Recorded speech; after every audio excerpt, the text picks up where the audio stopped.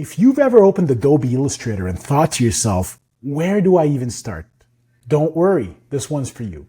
In the next few minutes, you're going to learn how to make this cute little character using nothing but simple shapes.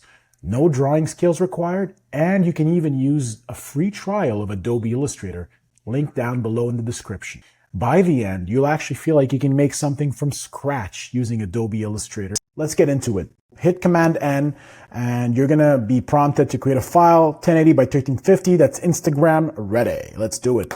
So you create that file. Now, we're gonna start with the head. I'm gonna hit L to create an ellipse, and I'm gonna center it horizontally using the Align tool like that. Let's give it a width of 24, a stroke of 24. We're then gonna delete the top anchor point by hitting A for the direct selection tool, selecting it, and hit delete. Next, we're going to create two vertical lines using the backslash, just like that on one side and another one on the other side. Use another ellipse, perfect circle using Shift, and delete the bottom anchor point. So A, delete. We can align that to the top of that line. I'm going to copy this, Command C, Command F to copy it in front, and just hold Shift to drag it all the way to the other side like that. Now I'm going to blend these two shapes together. Super trick number one, blend these two. So I'm going to select both shapes, hit Option, Command, and B. And as you can see, it created a shape in the middle, and I'm going to adjust this because this needs a couple more lines. So I'm going to go to the Blend tool, double click on it, and instead of Smooth Color, hit Specified Steps. And we can increase this to 2, 3. Let's bring it to 2. That looks like it works well, and we're good there. Now, I want to create the eyes of this character. So another ellipse tool, hitting Shift to make a perfect circle. I then A, direct selection, delete the bottom, and just copy this again. I can copy this hitting Alt, just like that. And if you want to copy it in a horizontal or vertical direction, you can just hit Alt and Shift, and that's going to copy it there. So hit Alt and Shift, and you will be copying it, in a horizontal direction. Now I could just place them with the smart guides to where I want them to be. Let's give that a stroke width of 16, and I can even bring them a bit closer. So let's do that. And once again, align that to the middle. Now I'm going to take one of them, bring him down here. I don't want him to be sad, so I'm going to use the Reflect tool, hitting O, and then just, boom, drag to rotate it all the way up. And I'm going to bring this a little lower and adjust. So you can adjust your facial features the way you want them to be. I'm going to add a body now. So I'm going to create a rectangle using M. Using the eyedropper tool, I'm going to select the stroke width of the head. It's a cartoon style illustration. Next, I'm just going to copy this. So select it, hold Option, and then just drag it to the bottom there. We can select the bottom anchor points using the direct selection tool. So I'm selecting both like that. Hit S, and hitting S for the scale tool. Now I can adjust, and that's going to give those wide pants. Super cool. I'm going to then create shoes for this guy. So using the M shortcut for the rectangle tool. And now I'm just going to use the direct selection tool to, select anchor points and move them around. I'm going to copy this guy. I want to reflect it to the other side. So I'm going to select that with V using the selection tool.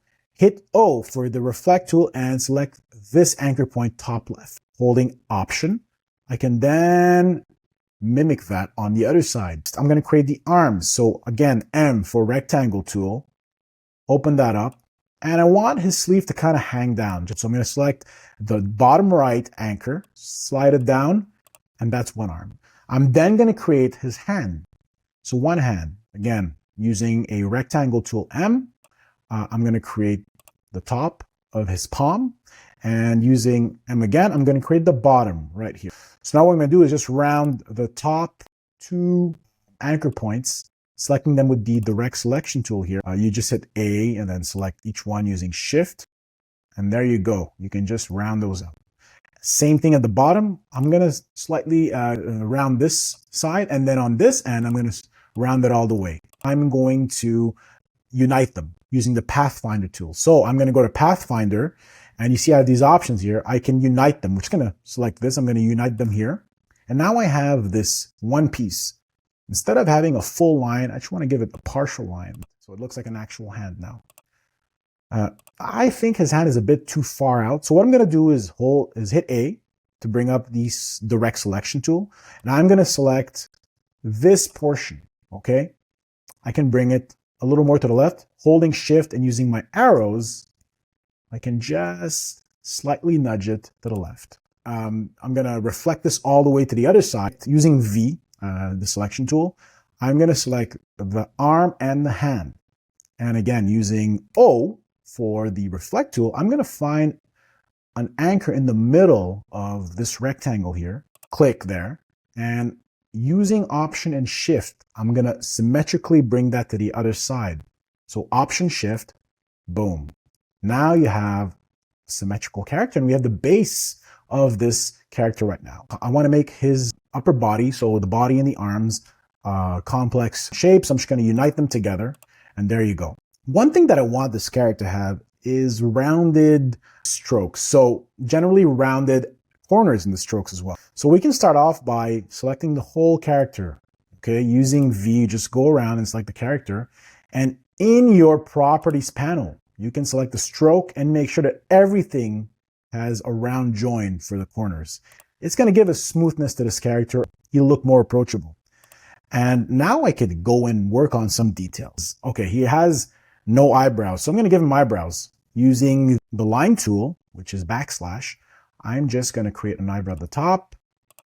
And I'm going to try to bring it all the way to the top of his other eye. Hitting O for the reflect tool, I'm going to select an anchor point in the middle somewhere and just reflect it like that. Let's hit I and take the stroke width of the eyes. And that looks much more friendly. We can even bring the eyebrows down a bit. So using your arrows on your keyboard, you could do that. Now, we can also select his face here. We can group it together. And then we can decide how high, how low we put him. So as you can see, if you bring him lower, it makes him look like he's looking down, and this makes him look like he's looking up. Somewhere in the middle, that looks cute. Okay, next, I want to give him that like faded hair. Somewhere up here, I'm going to create a line, and this line is a bit too thick, so let's bring it down to maybe 8. And we're going to copy this line, Command C, Command F right in front, and we're going to drag it with Shift all the way to, let's say, his eyebrow. Taking the anchor point on the left of the bottom line, we're just going to bring that about halfway. We're going to use the blend tool once again to create that cool fade effect. Selecting this line and the top line, we're going to hit Option Command B. And boom, you have a blend tool. Now that is way too dense. So we're going to go to the blend tool and adjust that by double clicking on it. Again, going to specified steps. And 7 is too high. So using your keyboard arrows, you can go down to bring it to, let's say, 2 or 3. I think 2 is good. And what's cool about the blend tool is that you can always adjust this. You can select this and just bring it up or down to adjust the distance between your shape. Now we're going to take this and duplicate it. Select your element, hit O for the reflect tool, select an anchor point somewhere in the middle. And once that's selected, Option Shift, and boom, bring it to the other side. Now he has a full fade on both sides. He's missing ears. So we're going to create ears using circles. Once again, L to create an ellipse, hold Shift to make it a perfect circle. You're going to select with the eyedropper tool the width of the rest of his outline. We can make the ear a bit bigger, make it a little funnier. With your mouse, just bring it there. Now we want to bring this behind his head. Command Shift front bracket. I'm going to then create the inside of his ear. Copy this, so Command C and Command F to copy in front. Now we could just make this a bit smaller. Now this is a bit too thick, so let's just take the stroke width of his hair. And then we're going to select the direct selection tool here, A. Take the one on the right, delete that anchor. Just use your arrows to adjust things until you feel that's the character you want. So, using V, we're going to select the ear and the inside. O, select an anchor point somewhere in the middle. And then you can just hit Shift and Option to duplicate it on the other side. Using the line tool, backslash. Again, using the line tool, we can create details on his pants as well, just like this. That's a bit too thick again, so we're going to maybe take stroke width of his hair. I feel his shoes need to be rounded. And so I'm going to round the bottom of his shoes or the end of his shoes. Select both anchor points using the direct selection tool and shift. And you see now you have these anchor points here that are created. Bring it in or bring it out. You adjust it to how round you want it to be. So I'm going to use the pen tool using P, create one point here. And I'm going to bring about halfway to the shoe. And now 90 degrees all the way down. Now this is way too thick for details. So once again, using the eyedropper tool, I'm going to select stroke width of the bottom of the pen. Selecting this corner, I'm going to just round that off to create the inside of a shoe. Once again, reflect it to the other side, hitting O, Option, Shift, boom. Okay, nice. So we're almost there. The next thing is like, okay, well, what do I want to add to this character? I feel like I can add some more space between the top of his head and his eyebrows. So I feel his forehead's way too compressed. So using the direct selection tool A, I'm going to select carefully the top section of his head and then shift and arrows to kind of like bring it up a bit. Next thing, I feel like his arms are a bit too thin. So let's just select the inside of his armpits and bring it down a bit. That looks cool. I'm going to hit save because I don't want to forget about this. So this is character 1. Okay. Make sure you save your file all the time. And now we're going to add a color palette to this guy to give him a little more unique flair. So I'm going to select all this. And as you can see here, he's just black. So we're going to go for any blue color that you can find. So we have this nice blue color. It feels good. Let's say I want this line here to be red. So let's go with something a little lighter here. It's more like an orange poppy red. This line is living on top of the shoe layer. I want it to just be inside. Shift Command D to bring up the transparency grid. You just Command X, you hit your shoe.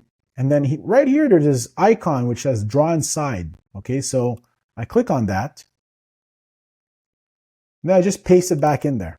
And now you have this shoe with a drawing inside. So instead of just redoing it on that end, I'm just going to copy the shoe to the side here.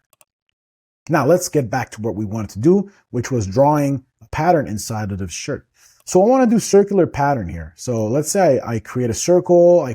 I copy the stroke width of the shoe detail. I'm then going to select the shirt, hit the drawing tool inside and paste it. So now the cool thing about this is, look, my shape is now inside that shape. And that's why drawing inside is such a powerful tool. Holding option, I could just copy that to whatever I want, wherever I want, multiple times. You can create any pattern you want inside of a shape. Once you're done, double click outside and there you have it. Now I'm going to color his ears, fill in stroke. I'm going to fill it with white. One more thing I can add is a line under his feet just to show a bit of a shadow effect. And I want to round the ends of this line out. So I'm just going to go to stroke and hit the cap, round cap. And there you go. Now I'm going to finish this off with a yellow background. So hit M, just drag it from the top all the way to the bottom of your artboard like that. I'm going to then select a different color, which is yellow. And now, as you can see, the color is the stroke. So to reverse it from the stroke to the fill, Shift X. And I'm going to bring this backwards again. So Command Shift and a front bracket, just like that. And there you go. You have this cool character design in Adobe Illustrator using simple shapes, blend tool, and drawing inside of shapes.